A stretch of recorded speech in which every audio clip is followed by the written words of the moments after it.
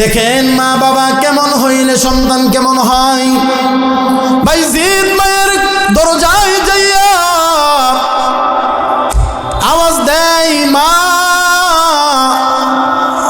ভিতর থেকে মা কর্কশ ভাষায় আওয়াজ দেয়।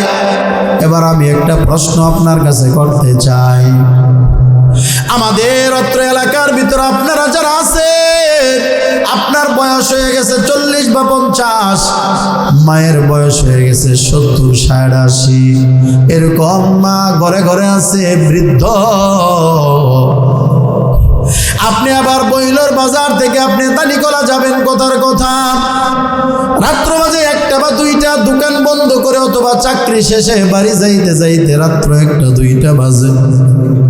আপনি যখন এবার বাড়ির উঠোনে পা দিলেন অথবা একটু কাশ দিলেন, আসলেও কিছুই দেওয়া লাগে না, আপনি বাড়ির উঠোনে গেলেন, বৃদ্ধা মা ডাক দেয়া বলে, কে? আমার আব্দুর রহমান বুঝে আইছে। সন্তান ডাক দেয়া বলে, মা, ও মা, তুমি ঘুমাও নাই?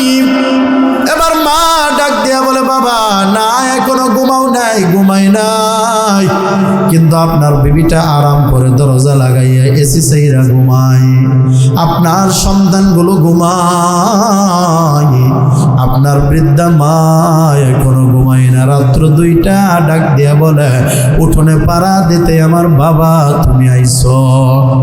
মা এবার ডাক দিয়া বলে, হে সন্তান, তুই যখন জন্মের পরে আমার কাছে 5-7 বছর ছিলি, তখন আমার কাছে থাকতি রাত্রেবেলা আমি তোর নিয়ে ঘুমাইতাম, তখনই তো ঘুমাই না, এখন তুমি বাড়ি থাকো না, বাজারে থাকো। ও বাবা রে, তুমি বাজার থেকে কখন আসবা? তুমি না আসলে যে আমার মন সাই পাই না, তাই ঘুমাই না। তোমার কোন দিন কখন কি হয়ে যায়, এই জন্য আমি মা রাত্রেবেলা ঘুমাই না। তুমি আসার আগ পর্যন্ত মালিক রে বলি, আল্লাহ আমার আব্দুর রহমান, আমার আব্দুল্লাহ রে সহি সালামতে বাড়ি পৌঁছে দাও। আমি মাঝে শান্তি পাই না, একটু আওয়াজ দিয়া বলতে হবে, এমন সন্তানের মা বর্তমানেও আছে না নাই? একটু বলেন না, আল্লাহরে শুনে আছে না নাই?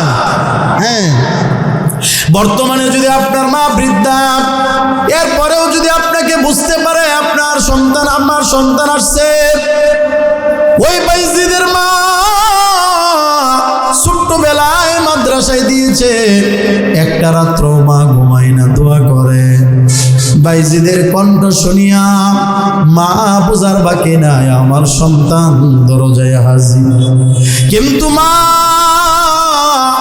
অন্তরটাকে পাহাড় বানাইয়া, শক্ত বানাইয়া, চোখের পানি ছাড়ে কিন্তু আওয়াজ নাই, কান্নার কোনো আওয়াজ নাই। বলে, মা আমি তোমার বাইজির দরজা খুলো রে মা। মা ভিতর থেকে শক্ত আওয়াজ দেয়া, অন্তরে চাপা দেয়া, কষ্টটা ডাক দেয়া বলে, না, আমার বাইজিদ নামে কেউ নাই।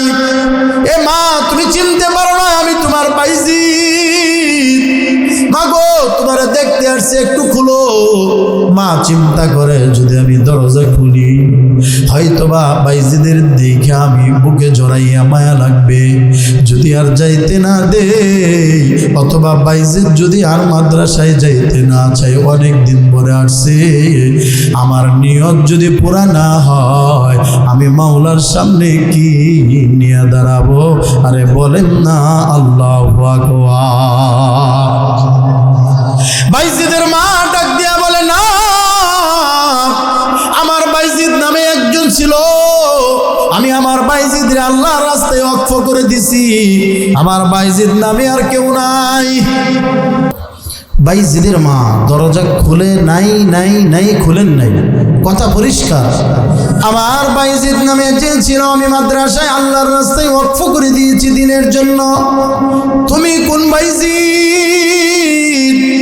তোমার আমি চিনি না, যাও যাও, চলে যাও। শেষ পর্যন্ত বাইজিদের মা দরজা খুলে নাই, ফেরত দিয়ে দিল। চেষ্টা কাকে বলে রে ভাই? এই ছোট্ট বাইজিদ আবার মাদ্রাসায় হাজির। ডাক দেয়া যায়, বলে, উস্তাদ আমার মা দরজা খুলে নাই, আমি যেন আলেম হয়ে যাই, মায়ের নিয়ত এটা। মাথায় হাত দিয়া উস্তাদ পরামর্শ দিয়া দোয়া করে দিয়া বলে, ঠিক আছে রে বাবা, যাও যাও, মায়ের আশা পূরণ করো। হ্যাঁ, নামাজ আদায় করবো, মালিক আমার নিয়ত কবুল করছে। মা দোয়া করে, আল্লাহ আমার আর চাওয়া পাওয়া না, আমার বাইজিদ মানুষের মতো মানুষ হয়েছে, আল্লাহ তুমি কবুল করিও, আমার বাইজিদকে সাথে নিয়ে যেন উসিলায় জান্নাত পায়। মায়ের দোয়া শেষ হয়েছে, বেশি আর হায়াত ছিল না, মা দুনিয়ার জমিন থেকে বিদায় হয়ে গেছে। কি চেষ্টার মেহনতের ফসলে আল্লাহ তাআলা জগৎ বিখ্যাত বুজুর্গ বানায় দিছে বাইজিদ বুস্তামি রহমাতুল্লাহ। এই জন্য বলতেছিলাম, আমি আর আপনার মেহনত, এটা মেহনত না, এই জন্য মেহনত করা লাগবে। আমরা মেহনত করি কেমনে? 1 নম্বরে গালি দিই, 2 নম্বরে থাপড়া দিই, 3 নম্বরে বেদা দিই। পড়বি না তাহলে কাজ করো না। আপনি কোন দিন চোখের বাড়ি ছাড়ছেন? মাথায় হাত দিয়ে সন্তানরা তো আপনি কোনোদিন পিঠে হাত দিয়ে নিয়ে যান না। আমার সময় নাই, গেলে যা নাইলে যা, তোর জীবন তুই খাবি। আপনি কি মনে করছেন আপনি যা করবেন এটাই ঠিক, আল্লাহ এটাই মেনে নিবে না?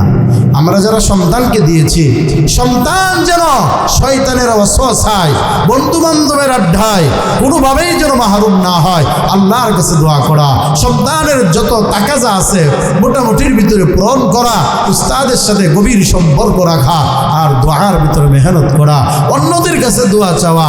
ভাই হুজুর ইমাম, আমার সন্তানের জন্য দোয়া করেন, আল্লাহ যেন আমার সন্তানের মানুষের মতো মানুষ হিসেবে কবুল করে। এতটুকু যদি না পারি তো দুনিয়ার বাংলা চেষ্টাই কোনো কাজ হবে না। এই জন্য দেখেন, 1000 ছাত্র পড়ে তো 100 মানুষ হয়, আর বাকিরাই নষ্ট হয়ে যায়। কেন? মা বাবা শুধু তাকাব্বুরি করে টাকার পিছনে, গরিমার পিছনে, ক্ষমতার বাহাদুরির দ্বারা অন্তত অন্য কিছু পাওয়া গেলেও এলেম বিক্রি হয় না। কথা কোন ঠিকই ঠিক না ভাইয়েরা আমার?